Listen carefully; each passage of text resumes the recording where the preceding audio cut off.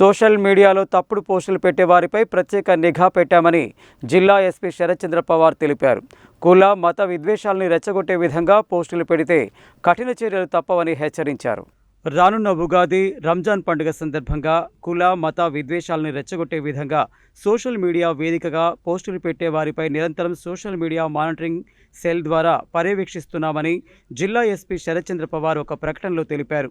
ఎవరైనా సామాజిక మాధ్యమాలలో WhatsApp, Facebook, Twitter, Instagram, YouTube మొదలగు వాటిని వేదికగా చేసుకొని ఇతర కులాల పట్ల, మతాల పట్ల, వ్యక్తుల పట్ల అనుచిత వ్యాఖ్యలు, విద్వేషపూరితమైన పోస్టులు, ద్వేషపూరిత ప్రసంగాలు, రెచ్చగొట్టే విధంగా పోస్టులు, అసత్య ప్రచారాలు చేస్తూ శాంతి భద్రతలకు విఘాతం కలిగించే రీతిలో తప్పుడు పోస్టులు పెడితే తగిన చర్యలు తప్పవని హెచ్చరించారు.